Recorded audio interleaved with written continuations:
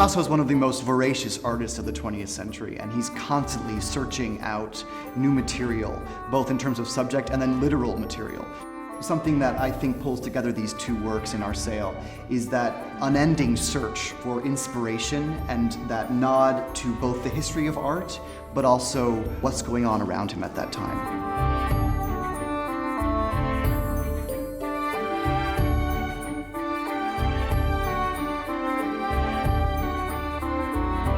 This painting from 1963 depicts the painter and model in the studio. He pulls in the lessons of Rembrandt, Velásquez and Rubens, who took on this very same subject in a very similar way. You have the painter at his easel, that undeniable Picassian profile. And then you've got the supine female model in the nude with her arm raised over her head. This particular gesture of the arm raised over the head is very important for Picasso. It's something he pulls from Michelangelo, from The Dying Slave. It is a gesture that is erotically charged for Picasso, in which the model offers herself up to the viewer. But it's also forceful. She has control of the space around her. The model in this work is a reference to Jacqueline, the muse and love of his later years. She's created in this painting through the space around her. He creates a space that begins at the lower part of the painting with these fiery yellows and oranges and transcends up into these reds and pinks at the top of the painting. You'd be hard-pressed to find this type of background in any painting in Picasso's oeuvre. I find it incredibly unique.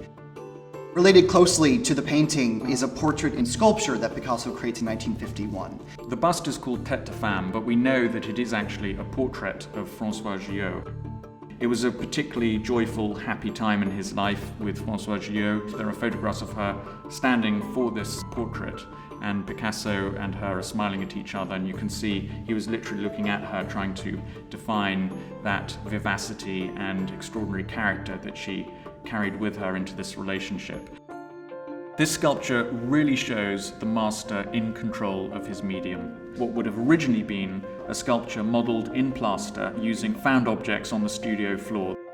Now, as we go around this, we get to see precisely how the sculptures come into life.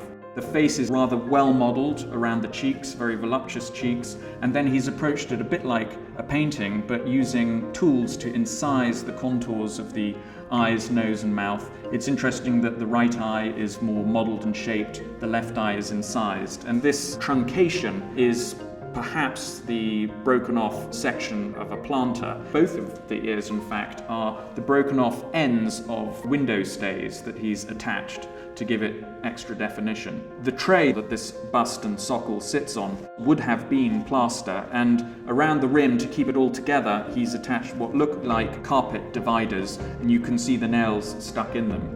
And perhaps as we walk around, you can see the moulded section of a chair back at the back of the head. You can see actually the perfect grain of wood and old nails that actually forms part of the armature.